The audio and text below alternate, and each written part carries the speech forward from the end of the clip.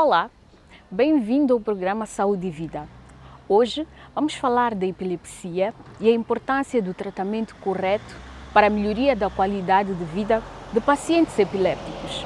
A Organização Mundial da Saúde estima que cerca de 50 milhões de pessoas em todo o mundo vivem com a epilepsia e que a proporção estimada da população que vive com a doença é de 4 a cada 10 indivíduos em 1000 habitantes. Bom, em Moçambique, a epilepsia continua a ser a doença mais diagnosticada nos serviços de psiquiatria e neurologia. São cerca de 260 mil pessoas que vivem com esta doença no nosso país. Portanto, fique atento, pois hoje vamos aumentar os nossos conhecimentos sobre este tema. Ele é Nick Raimundo, tem 6 anos de idade, ele é epiléptico.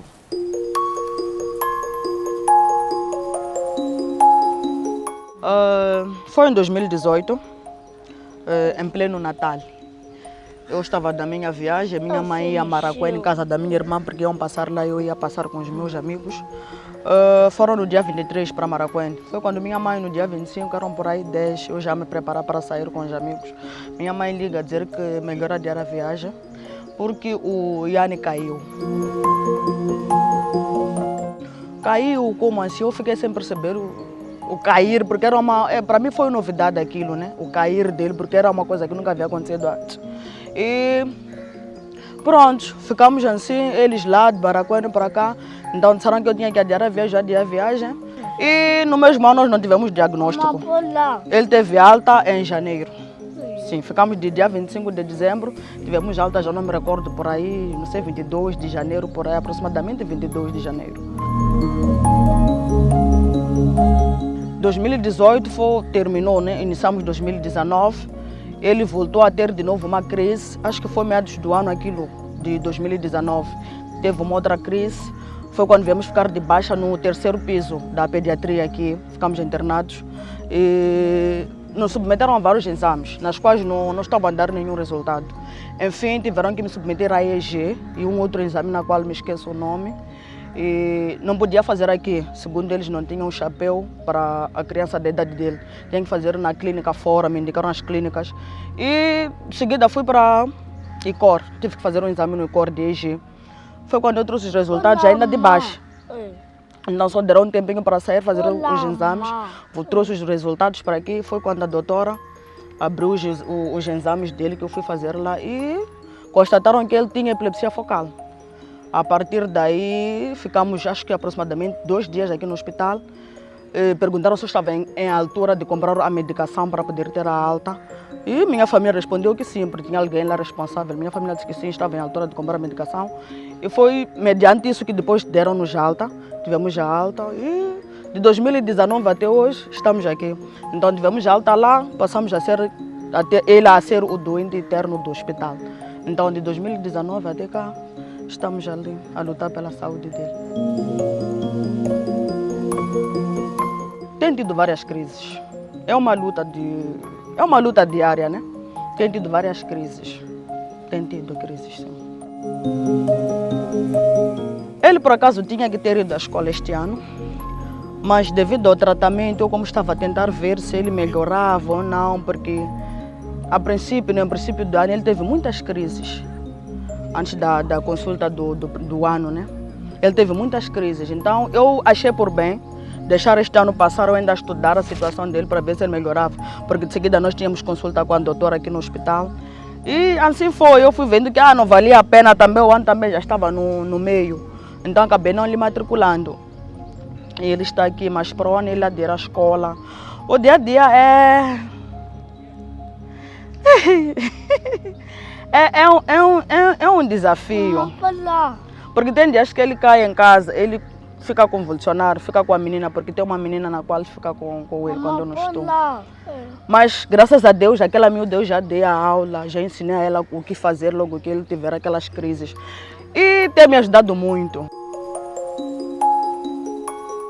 A doença, não sei se agravou-se antes ou ele nasceu com a doença, não sei. Então, para a medicação poder entrar no organismo dele, começar a dar efeito, acho que está a ser uma luta que Mas está a surtir efeito, sim. Consigo ver que está a surtir um outro efeito.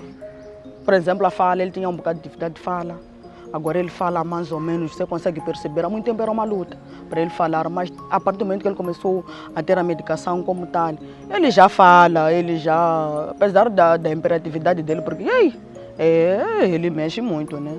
Sim, tem muita força, quer fazer tudo que você faz, ele também quer estar lá, quer estar a mexer, mas eu já o tenho ele como pessoa normal, a medicação está a surtir efeito, sim.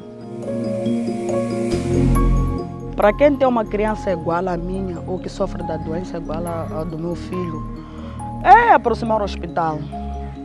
Acho que é mais prático, é viável que a pessoa aproxime-se do hospital, lá vão dar as indicações, vão fazer os exames para diagnosticar o que a criança realmente tem e seguir com o que os médicos vão mandar, né, para fazer. E para as mães, né, que não sabem ou não têm informação como tal, talvez só vê a criança a convulsionar ou a tremer, qualquer coisa que seja sintoma de epilepsia, que aproximar-se ao hospital e não dar ouvidos é muito bom, mas às vezes não é muito bom, porque cada qual diz o que entende. Muitos fazem diagnóstico aleatório. Tem isto, outro diz que porque é espírito de casa ou porque é aquilo. Na qual também um dia eu também caí na mesma coisa, né? Eu fiquei muito tempo acusando pessoas, mas enfim, eu fui descobrindo que na verdade nem era aquilo, né? Era uma doença na qual ele teve. E enfim, então todas as mães que têm uma criança igual a esta, que aproximem-se às unidades sanitárias, de lá terão um acompanhamento adequado para tal.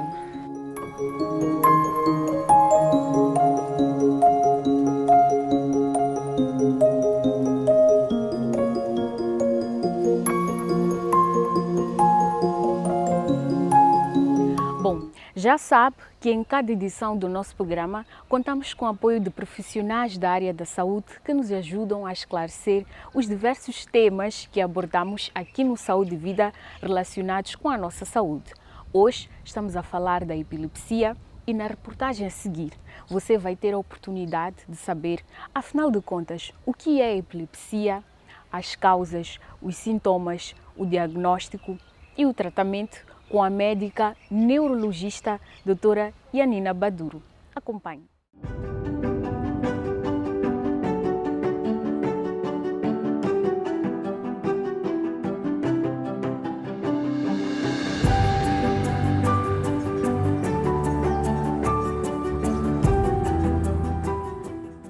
Quando se fala de epilepsia, é importante perceber que é um evento súbito transitório, autolimitado, ou seja, começa a partir de um determinado período, que é 2 minutos, 2 a 3 minutos, ele passa e tem resolução completa, ou seja, depois a pessoa volta à sua normalidade, independência dos casos. Voltar à sua normalidade significa que depois daquele evento pode ter alguma sonolência, dor de cabeça, alguma agitação, mas depois pode voltar às suas atividades normais. Em todo caso, isto é decorrente de quê?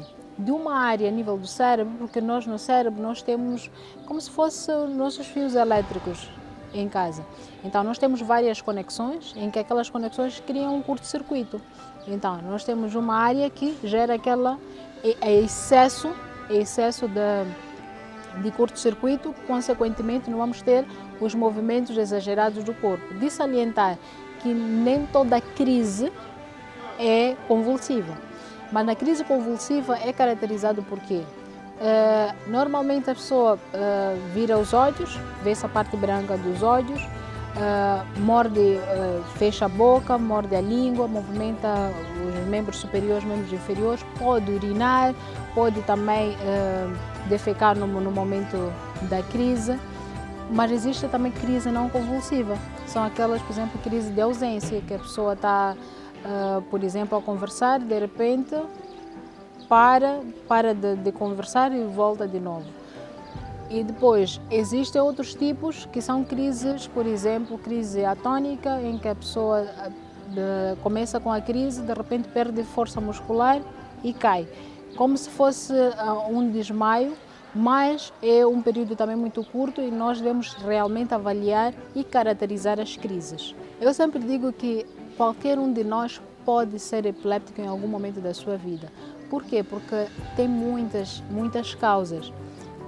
A principal que eu sempre coloco são as infecções. Se nós temos, por exemplo, alguém que teve uma meningite que tenha afetado a estrutura a nível do cérebro, consequentemente, em algum momento da sua vida poderá manifestar uma epilepsia.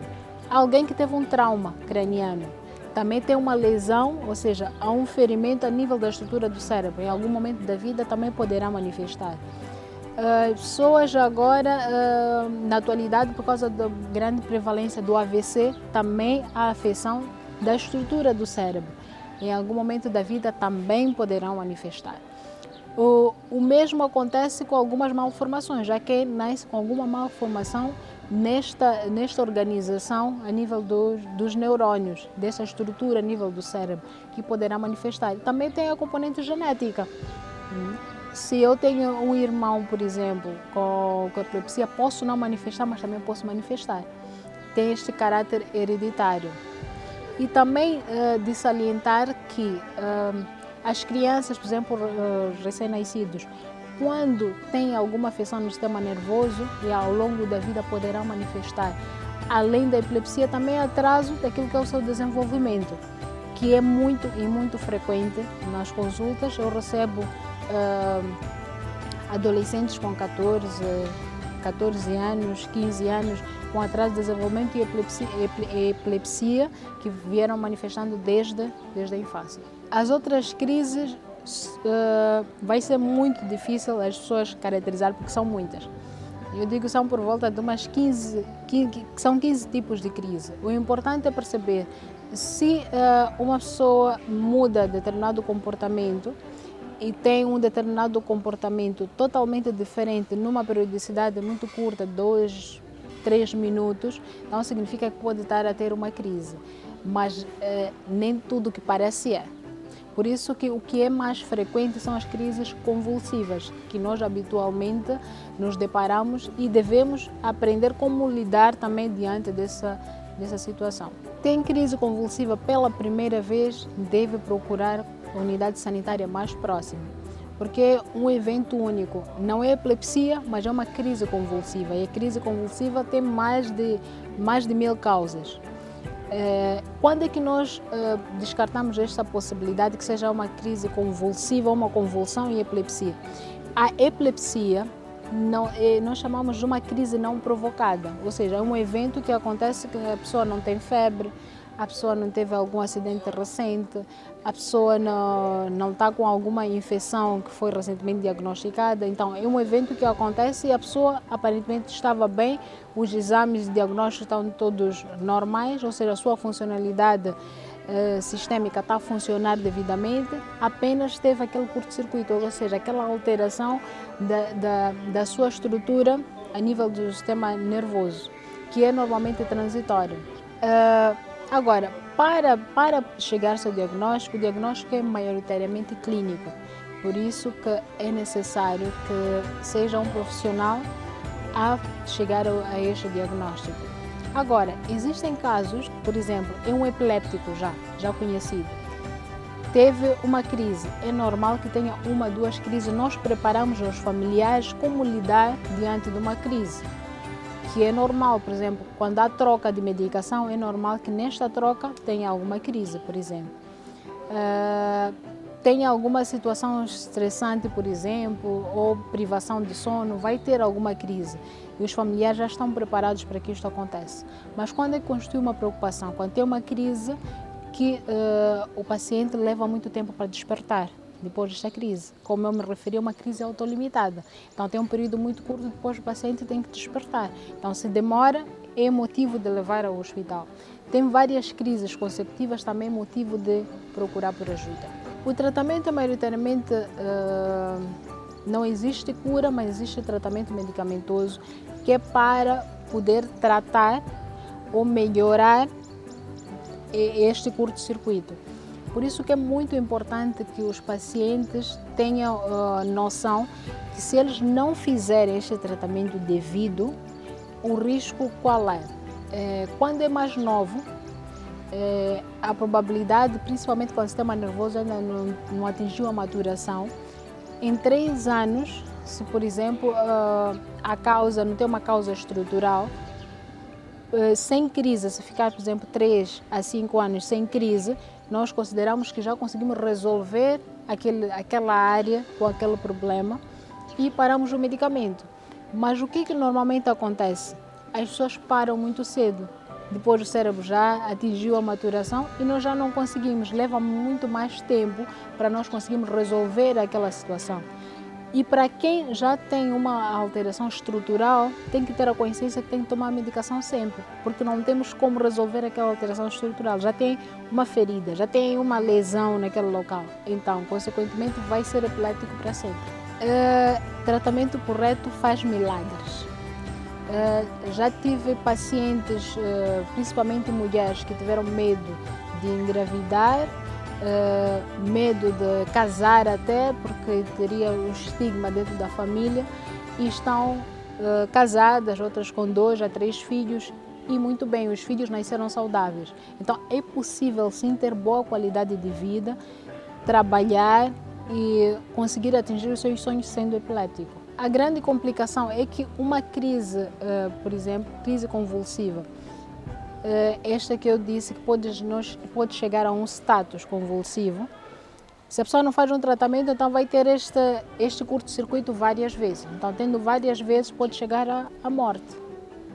Este é o que nós queremos evitar, fazendo o tratamento, é evitar que tenha várias crises, atingir o status convulsivo. Né? Neste caso, com o diagnóstico de epilepsia passa a ser status epiléptico, e com esse status epiléptico atinge a morte. E, consequentemente, não vai ter boa qualidade de vida, não vai atingir os seus sonhos. E se é uma mulher, não vai conseguir alcançar o seu objetivo de gerar um filho. Então, tem várias consequências, tanto no seio pessoal, assim como no seio profissional. Diante de uma crise, alguém com alguma convulsão, não fuja primeiro. O objetivo é um grito de socorro que a pessoa tem. Então, nós temos que aproximar. E a primeira coisa que a gente tem que fazer é tirar tudo aquilo que são objetos ao seu redor que podem magoar. Imagina alguém com este movimento. Então, não tem controle, é um movimento involuntário. Então, se tiver algo ao seu redor que possa, algum objeto contundente ou corto contundente, poderá o magoar. E protegermos sempre a cabeça. Se tivermos algo macio, uma almofada ou uma mochila, algo para poder colocar a cabeça, para protegermos, porque com aquele movimento a cabeça também não fica alheia. Então vai ter aquele movimento com o risco de termos uma fratura. Então colocamos algo macio por baixo e voltamos a cabeça para este lado, para o lado lateral. Orienta-se do lado esquerdo, mas também pode ser do lado direito. O objetivo qual é? É quando está diante da convulsão, a pessoa fica inconsciente e a língua volta-se para trás. Então, voltando-se para trás, a pessoa tem dificuldade para poder respirar. Quando nós movimentamos a cabeça para este lado, a língua fica mais solta e possibilita melhorar a sua respiração. Então, somente isto nós salvamos a vida de alguém. Porque naquele momento da crise, nós temos aumento da salivação. Então, são aquelas secreções que depois podem ir ao pulmão. Então, se nós fizermos este movimento, consequentemente, nós impedimos que aquela secreção vá ao pulmão. O que é mais frequente é as pessoas colocarem água, as pessoas abrirem a boca para colocar algum objeto, irem movimentado no momento que a pessoa está com aquela crise, puxar para fazer massagem. Não façam isso. Por quê? Porque é um movimento involuntário. A pessoa faz este movimento em que a musculatura toda está tensa. Então, e depois faz esse movimento muito brusco e rápido. Então, se eu faço, com o risco de criar uma fratura naquela pessoa. Então, devemos ter muito cuidado e não coloquem nada na boca. Outros colocam alho, limão, pano na boca. Vamos criar danos irreversíveis e com risco de criarmos asfixia nesta pessoa. A pessoa vai ter uma insuficiência respiratória e vai chegar ao óbito. Então, é muito, muito simples. Notamos que a pessoa está aí com crise, tiramos tudo ao redor que pode prejudicar, protegemos a cabeça, viramos para o outro lado e pedimos ajuda.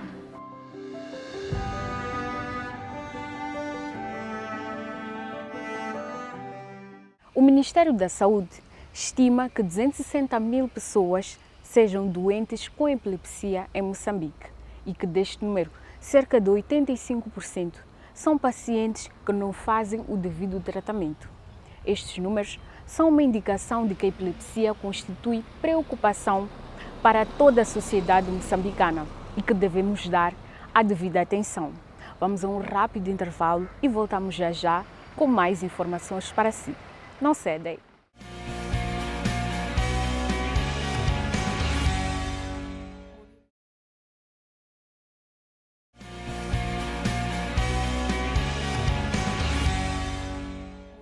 Bem-vindo de volta ao programa Saúde e Vida. Para você que só agora ligou o seu receptor, estamos hoje a falar de epilepsia e a importância do tratamento correto para a melhoria da qualidade de vida do paciente epiléptico. Vamos agora dar oportunidade aos nossos telespectadores para que participem do nosso programa, colocando as suas dúvidas e perguntas na rubrica Saiba Mais. Olá, doutora. Eu sou Adelaide Macuagua. Gostava de saber se há restrições de estilo de vida para pessoas com epilepsia. Olá, existem algumas restrições. Estas restrições não são absolutas, mas é importante perceber que o jejum prolongado pode gerar sim a crise, desidratação, deve beber água pelo menos 2 litros por dia, deve dormir bem, evitar a privação de sono, ou seja, pelo menos 8 horas por dia e evitar o stress. Olá, doutora. Respondo pelo nome de Chelsea Magaia. Gostaria de saber se pacientes com epilepsia podem praticar desportos ou dirigir. Olá, um paciente já diagnosticado pode sim praticar atividade física, porém tem algumas restrições a dependência de cada caso. Por exemplo, se tiver várias crises não controladas, se não for aderente ao tratamento, e também temos de chamar a atenção aos pacientes que são motoristas, por exemplo, que dirigem a longas distâncias. Recomenda-se que de 3 a 6 meses nós devemos vigiar depois de uma crise, não deve conduzir. Entretanto, no nosso país nós ainda não temos uma lei padronizada, mas é responsabilidade de cada paciente ter neste tipo de situações. Olá, doutora. Meu nome é Nedima Sibila. Eu gostaria de saber se a epilepsia afeta as crianças de maneiras diferentes. Olá, afeta crianças e adultos, mas depende das causas, porque as causas em crianças e em adultos são totalmente diferentes. Por exemplo, os traumas ou os acidentes são mais frequentes em adultos comparativamente a crianças, mas as infecções são mais frequentes em crianças comparativamente aos adultos. Olá, doutora. Meu nome é Dimilson Bila. Quero saber se existem restrições para mulheres grávidas com essa doença. Olá, uma mulher grávida e epiléptica é importante ser aderente ao tratamento e nestes casos nós fizemos seguimento não mensalmente como é o habitual. Por vezes é semanalmente, quinzenalmente. Por quê? Porque nós devemos ter a certeza que está tudo bem com a mãe e com a criança para evitar que tenha crises. Quanto maior for o número de crises, o risco de perder o bebê é maior. E nesta fase é importante realmente seguir todas as instruções médicas e a criança nascerá saudável. A epilepsia é uma condição neurológica crônica com grandes impactos, não só na saúde física, mas também na saúde mental do paciente e dos seus familiares. Portanto, confira a seguir algumas das razões pelas quais o apoio psicológico é importante.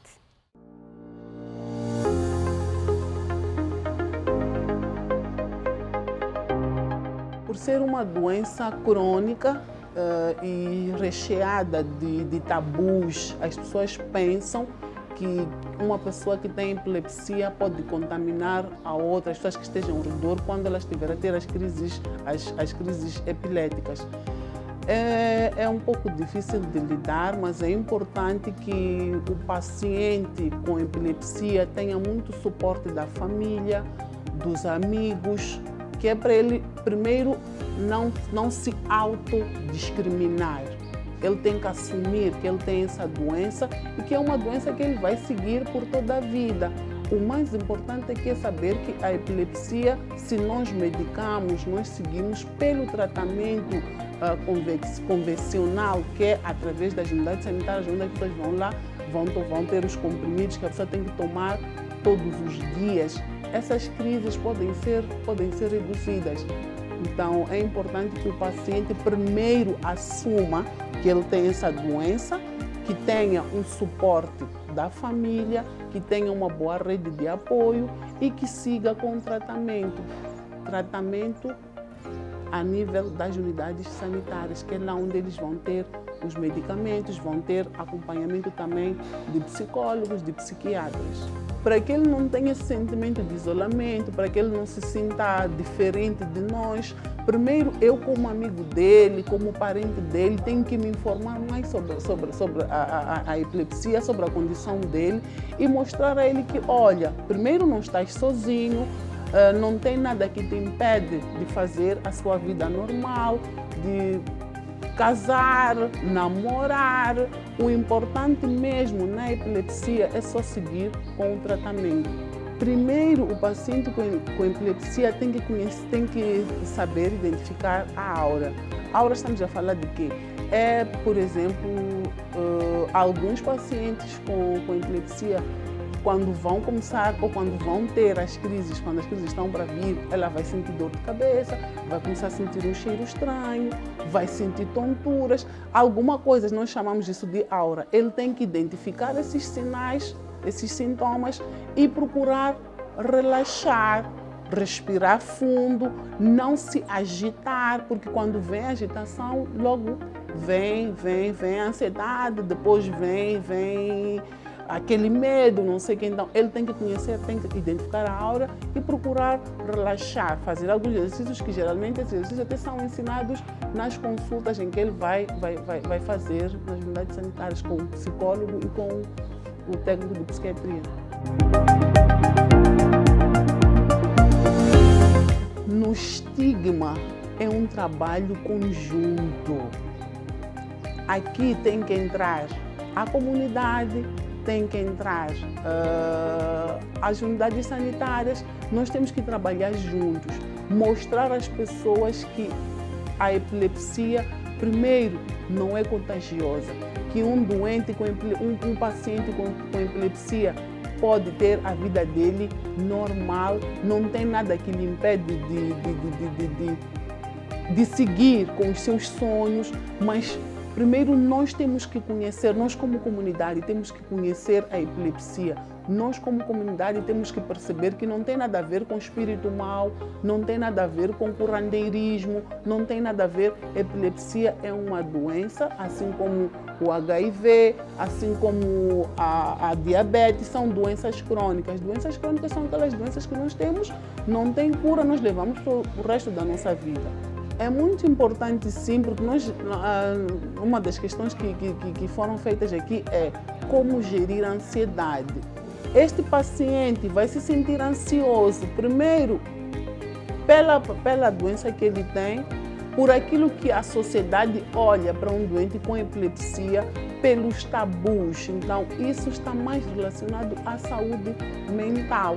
E quem vai apoiar a ele, quem vai auxiliar a ele a nível da saúde mental é o psicólogo. É por isso que é muito importante que eles também estejam fazendo acompanhamento com o psicólogo. Temos que estar todos nós juntos. Do mesmo jeito que eu sinto, eu como paciente, o meu irmão também sente. Quando eu vou ter uma crise, o meu irmão vê eu ali na crise convulsiva e ele também fica preocupado, dói-lhe meu irmão, por que meu irmão tem esta doença, por que o meu filho tem esta doença, por que comigo? E tudo isto, quem vai responder, quem vai ajudar eles a gerirem com isso é o psicólogo. A consciencialização, o tratamento adequado, o apoio social são elementos fundamentais e que podem garantir uma melhor qualidade de vida para o paciente epiléptico. Um paciente com epilepsia pode realizar qualquer atividade, claro, com orientação médica. Chegamos ao fim desta edição do programa Saúde e Vida. Já sabe que pode continuar em contato conosco através das redes sociais. Nós estamos no Facebook, no YouTube e também no nosso grupo do WhatsApp. Tchau, tchau e até uma próxima oportunidade. Não se esqueça, cuide sempre, sempre, sempre da sua saúde.